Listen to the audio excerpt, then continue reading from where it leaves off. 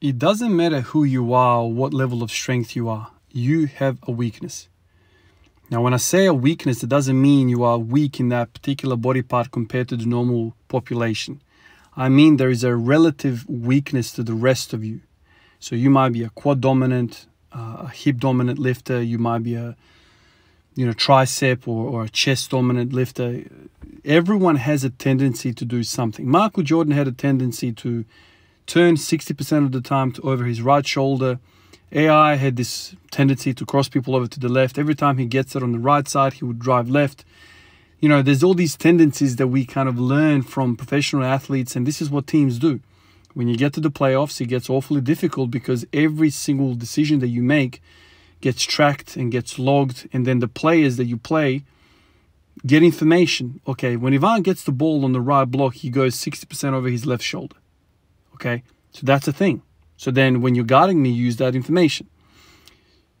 We can do the same thing with the barbell. And there's many different ways to go about this, and it's not easy. It is not obvious, and what your gym buddy does might not work for you. So your gym buddy got really good results doing rack pulls, so you do rack pulls because he had really good results, but you don't get any results. Because you and your gym buddy might be completely different lifters, completely different strength levels, and completely different requirements of what you need. If your gym buddy has really long femurs, he might have different requirements than you. And so I guess the biggest fun for me in all of this is this puzzle. I say the word puzzle, and I refer to this idea of working out what you need. Now, we all have exercises that we love to do. We all love to do bicep curls in the mirror and get that pump. But is that going to be what you need to do to get a bigger bench press, deadlift, squat, or whatever the case might be? So the way I think about these things is I have squat, bench, deadlift. And then in my mind, I have these ideas what I want to target for each of those lifts. So for the squat, okay, I have weak, let's say, glutes, hamstrings, posterior chain. I'm going to do good mornings. For bench, I reckon I have weak triceps. We need to do this. For deadlift, I reckon I have weak upper back. I want to do this.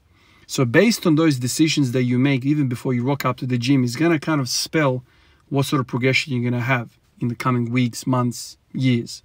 Obviously, these things are always going to be subject to change, and they're going to change. Let's say you strengthen the triceps for the bench press. So you go up maybe 10 kilos in that 1 rep max. All of a sudden, the triceps are not lagging behind. Maybe it's your chest now. So see what I mean? It's always a moving target, and that's kind of the fun behind it, and it can be frustrating. These plateaus that we kind of hit is basically maybe a way of the body telling us we have a new weakness, we have a new requirement, you got to hit something different. And a seasoned coach, a seasoned weightlifter, a seasoned trainee will start to pick up symptoms quite early on. And some of us get stuck, and we're like, oh, all right, so I'm stuck, let's do more volume. We try more volume this way, that way, more frequency, less volume. Maybe I'm doing too much.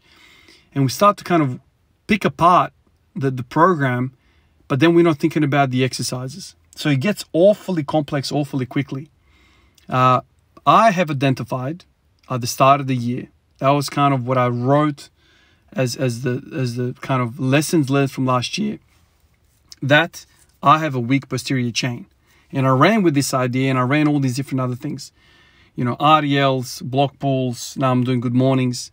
Every time I get after these lifts, I have like an ascending strength kind of period. I have an increase in strength. My deadlift goes up. My squat feels better.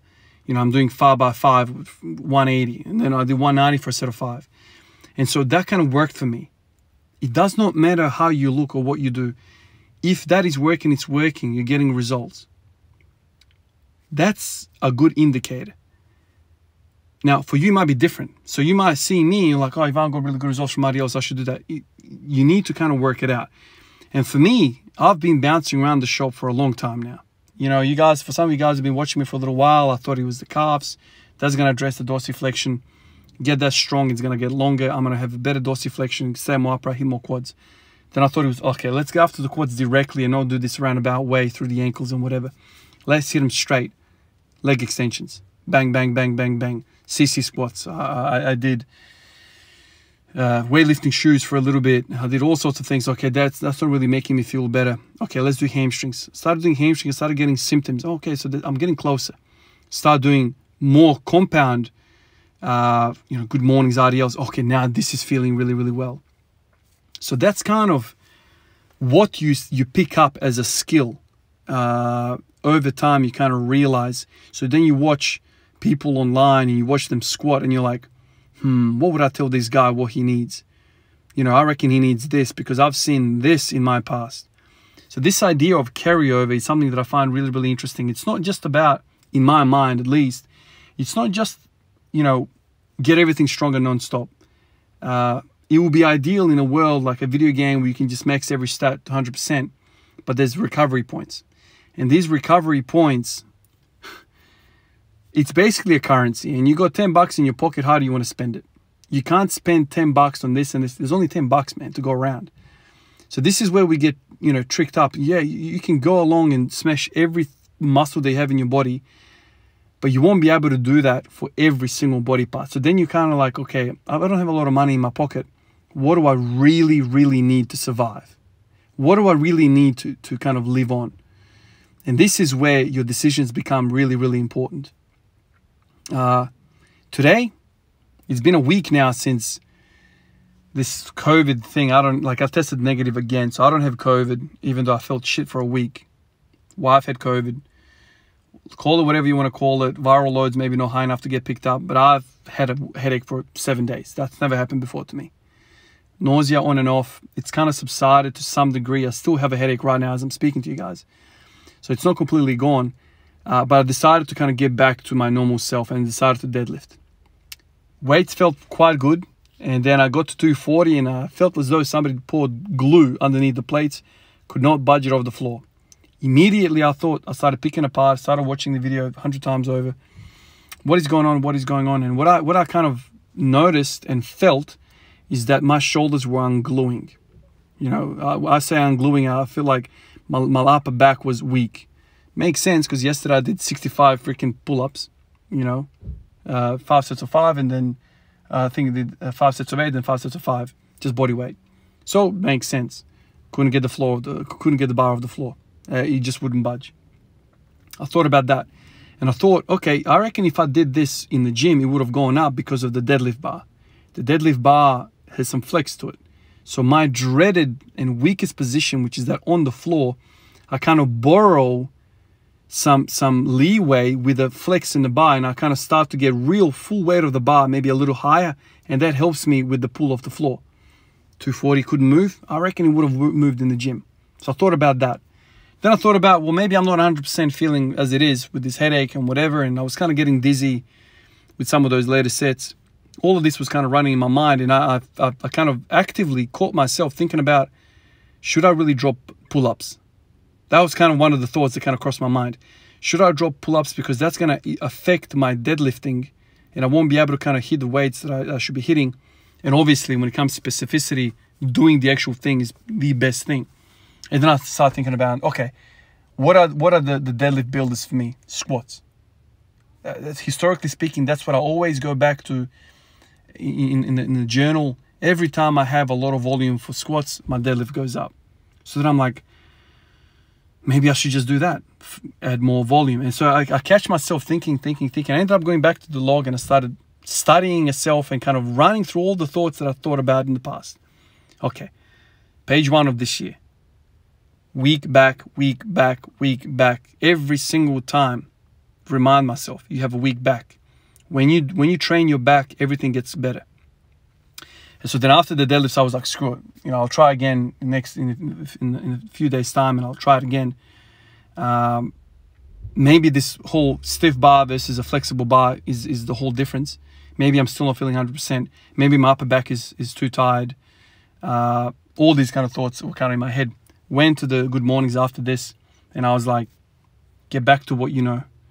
Good mornings. So I ended up going to 80 kilos for 5 sets of 10, which is, I've never done anything heavier than that. Felt really strong. The bar kind of felt in the deadlift really good. As I was going through the plates, up until 240, I was feeling really good, really explosive. And then 240, I couldn't budge. And I tried it once, tried it twice, and then I tried it again after a bit of a rest. Couldn't budge it. So anyway, you kind of catch yourself thinking about the status quo. You start thinking about the process. So right now in my mind, it's like this. The back of me is what needs attention. The back of me. So hamstrings, glutes, erectors, traps, lats. The whole focus of my training is going to be that.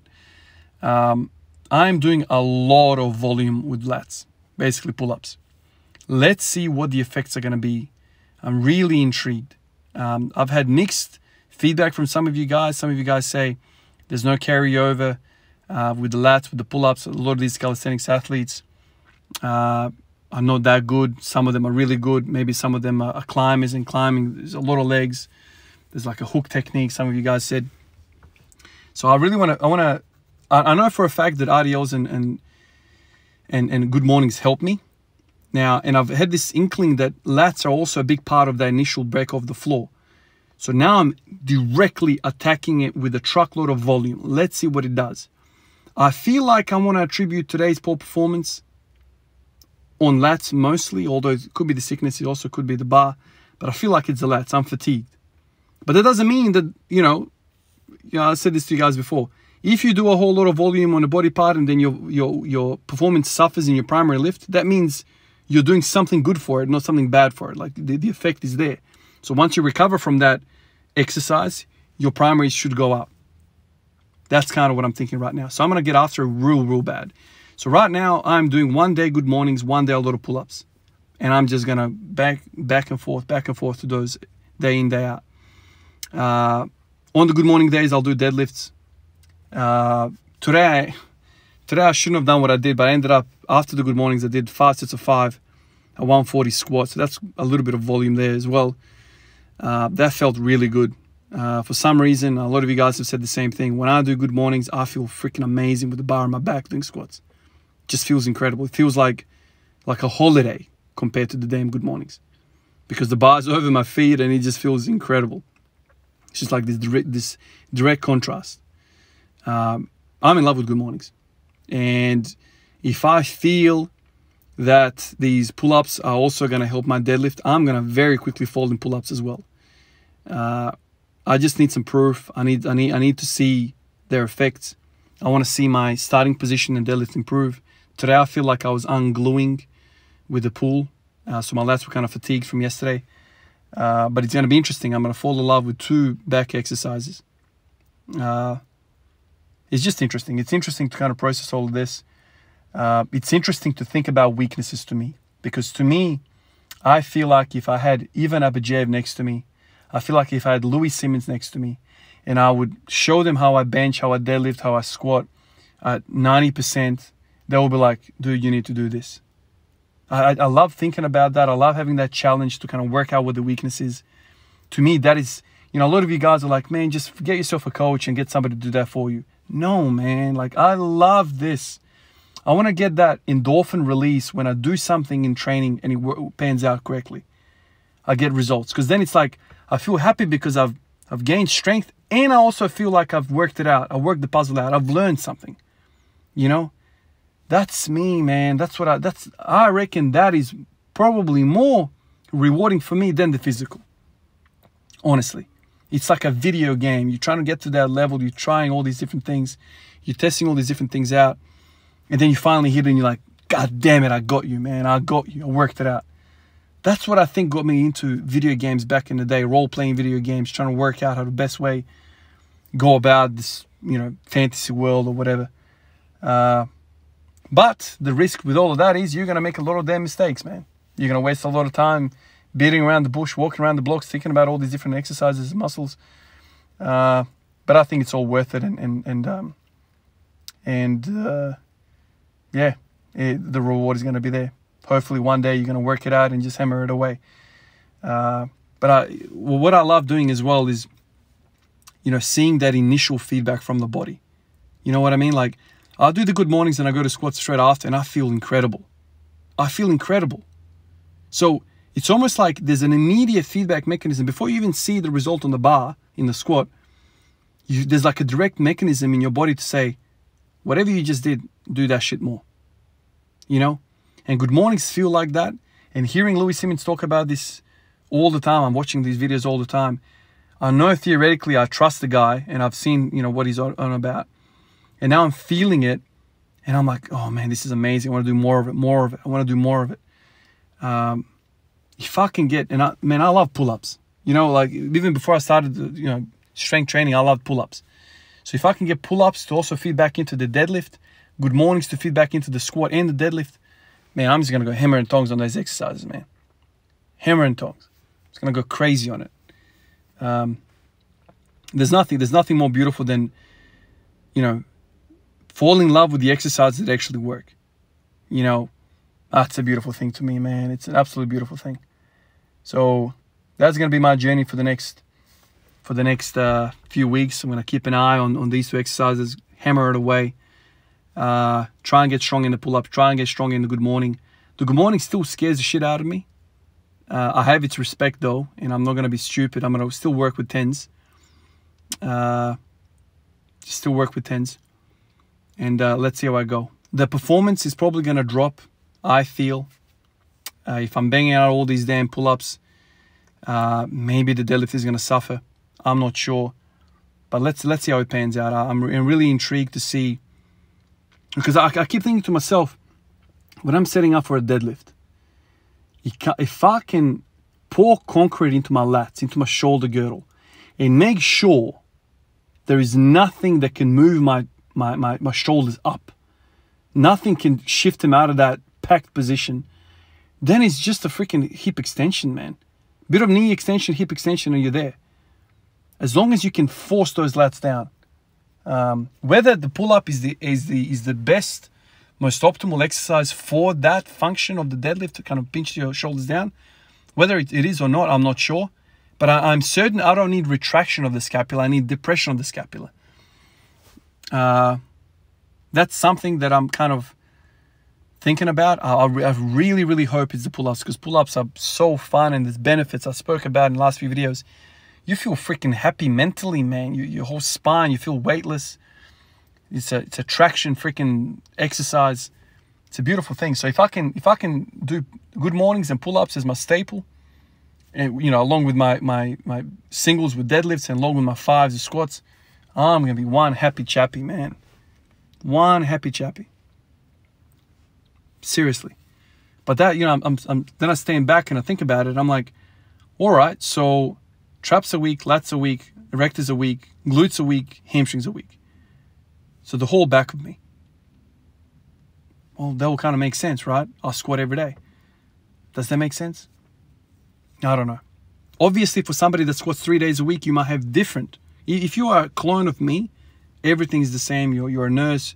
You got the same proportions. You're the same age as me. And you squat 3 days a week, you might have different requirements because you're not pushing so much. Maybe you need to include some more kind of assistance pushing exercises rather than pulling exercises. That's part of the whole fun, man. Trying to work all this stuff out. And sometimes, like I said, sometimes I just like, going online and seeing other people go about deadlifting and squatting and seeing what their problems will be. And in a way, it kind of tests my theory, tests my knowledge. Because if I look at somebody with a different problem and I prescribe in my mind the same exercise, and I'm like, okay, what am I really saying here? He's breaking down at a different point. What does he need? Or if I said to myself another question, what makes me so strong from a knee to the lockout? There's no doubt in my mind I can lock anything out. It's that initial bit. But then I see somebody who's got an extremely powerful deadlift initially, and then it's like a freaking shake fest, slow down at the knee and above, and people can't lock out. I'm like, so how are we different?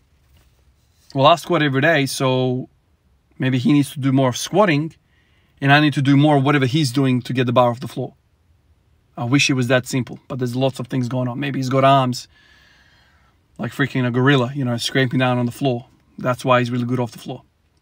Anyway, it all kind of like twirls around in my head. But it's sometimes you do an exercise and you're like, man, I feel like that's exactly what I need to do. And then other times you feel like you're running around for no reason. It's gonna be interesting to me if I just work on my lats and my pull-ups and good mornings and everything kind of falls into line, and I start. Oh man, I will be so happy if these pull-ups address the weakness of the floor.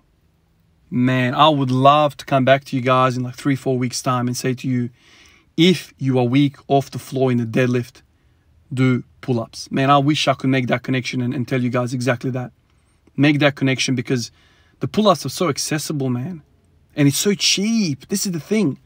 If I can overdose on that shit daily and, you know, completely with that address my off-the-floor weakness, it's the best freaking business deal ever, man.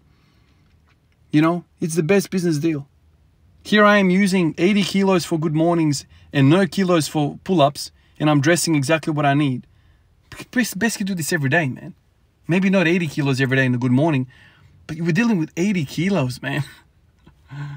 So much easier than doing 140, 160, 180 on the squat. So much easier. It's like effortless, man. That's what I kind of get excited about. You know, a lot of people say if you want, you know, weakness of the floor, do pause deadlifts, just kind of as soon as you break, pause, and then do that. Do deficit deadlifts. I did those movements and I don't know, I wasn't convinced. I wasn't convinced because I feel like my problem is in the upper back. And if I could, you know, if I could do that, man, it's so damn exciting. And then obviously the squat is going to get benefits from that as well, I feel, especially with the good mornings, because you have this insurance that if you kind of lean over a little bit too much, you're comfortable in the bent over position, you can grind. And this is something I've always struggled with, grinding. I feel like I bounce out of the hole real good. I get to that sticking point and I feel like I got to dump it because I can't fight this. I can't fight it. And sometimes, you know, the ascent, the descent is so well, the eccentric portion is so well, I come out and I hit this brick wall and I can't fight. Why can't I fight? Well, Chad Wesley Smith said something at the start of the year which basically sent me down this path for 4 months. If you can't grind a squat, you got a weak back. Now, what it means, weak back means weak hips, weak posterior chain. If you say weak legs, you basically mean quads. So I can't grind because of that. Okay, no worries. RDL, bang. All of a sudden, I'm fighting through 180. That's okay. Bounce to the hole, no worries, get out. I can grind it, no worries. It's an insurance policy. And I feel like the good mornings are better than RDLs. You're using less weight, better recovery, pure hip hinge, pure hip hinge. It's just exciting, man. It's so freaking exciting to me to think about that. I feel like I'm beating around the bush for all these years, but I'm coming to like a small portion of the bush and I'm like, the answer is here. Yeah, I can feel it. The answer is here. Good mornings and pull-ups. Bang, bang. How I wish that this translates to success in the next few weeks, next few months. Right now, the feedback is really, really positive. So let's see if it is the case. Really long video, guys. I feel like I ranted a whole freaking video. But anyway, sharing my thoughts, sharing my ideas, sharing the neurons that are bouncing around my head. You know how this stuff is. It's usually raw, exactly what I think. I'll let you guys know. Hopefully kind of makes you think about your problems, your puzzles a little bit as well. That's kind of the whole idea here. I share my thoughts, you share your thoughts, and hopefully we both end up winners. Thank you to Patreon, YouTube comments. Thank you to Instagram. Thank you everyone, guys, who are involved in my journey. Really appreciate you guys. Appreciate the support and the ideas and the constant kind of brainstorming. I love that bit the most. Anyway, guys, I got to wrap this up. I'll catch you guys in the next one. Peace out.